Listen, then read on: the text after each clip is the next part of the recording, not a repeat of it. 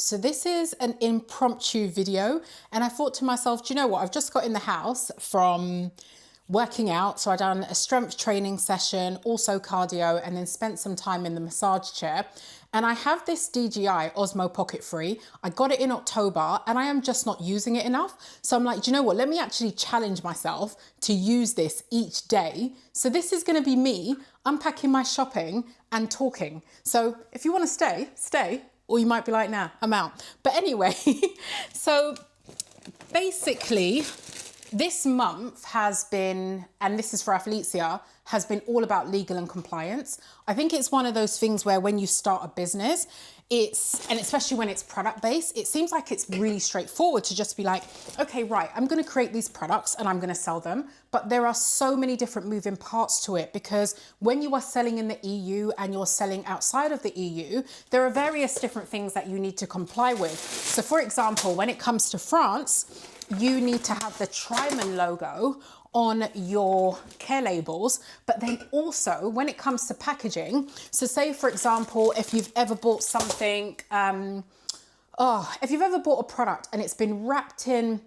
like a recycled kind of plastic or something along those lines, it needs to have the relevant graphics for France when it comes to how to dispose of the packaging.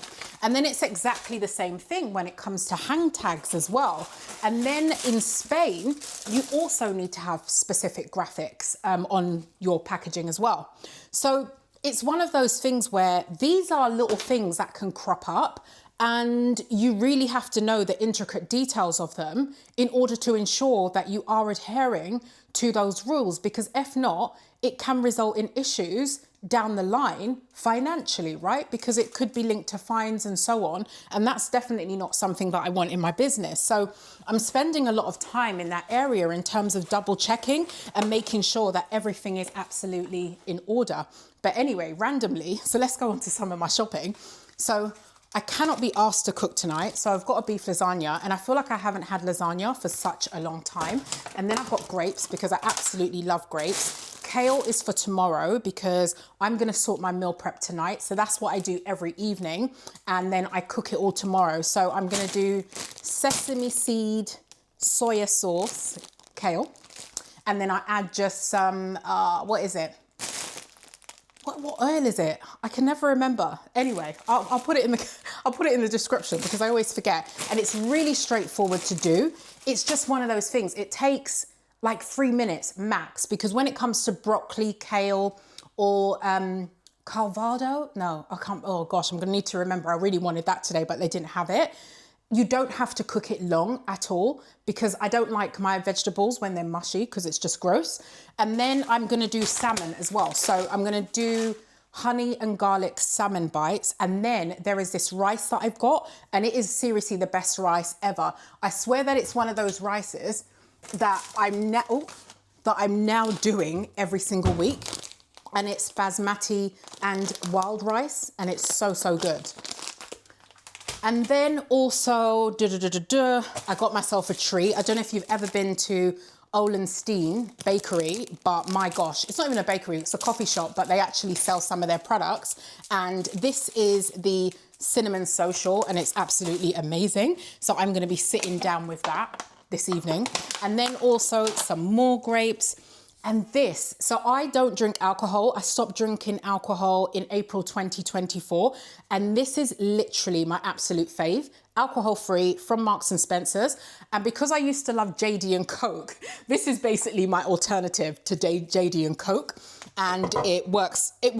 It's so, so good. And then I'm actually gonna do some juicing as well tomorrow. So I'm going to do carrots with, passion fruit, and then also ginger as well.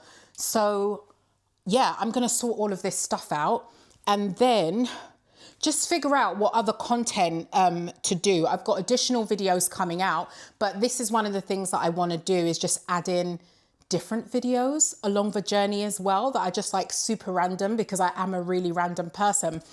But going back to the legal and compliance side, this is something that I'm gonna dive into in a separate video. I'm not an expert on these topics. So when I do speak on it, I will be sharing it from my experience because that's all I can do.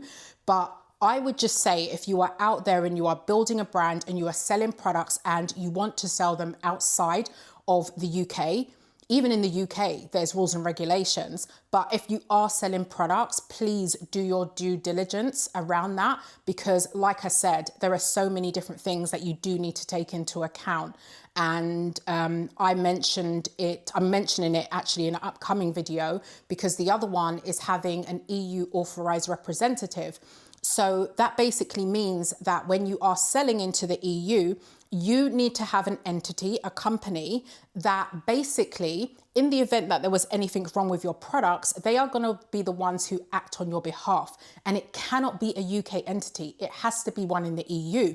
So some people may decide to set up their own entity within the EU. I'm not in a position to do that. So I then had to find a company to manage that stuff for me. But alongside that, you find them and that's great. You pay them an annual fee, but then you also have to comply with their rules and you need to make sure that you submit various different documents from your manufacturer, then also stuff like your tech packs and so on. So if anything was to come up, they've got access to that all to be able to deal with it effectively.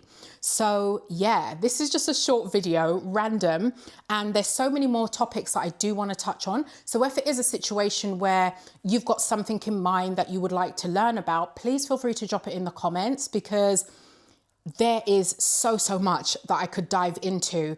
And one day I'm going to sit down and map it all out just to see if I can, cover as many bases as possible.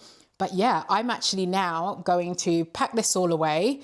And then later I'm going to come back and I'm going to basically wash all of my fruit, wash my meat, the salmon, fish, not me, but anyway, I'm going to wash it all. And then I'm going to season it and stuff, cut it up, basically just get it all ready for tomorrow, put it in the fridge. And then there's some work that I need to do this evening, but I actually want to try and have a chilled out evening because it's been really hectic. And even this morning, I was just like, I'm going to have a slow and easy morning. I'm going to allow myself to wake up when my body wants to wake up versus it being one of those things where it's like go, go, go, go, go, because I can be like that sometimes, but I've learned that I need to be able to say, okay, no, you need to stop and you just need to take it easy because tomorrow's another day. But yeah, still loads to get done. So I've got time to do it. It's all good.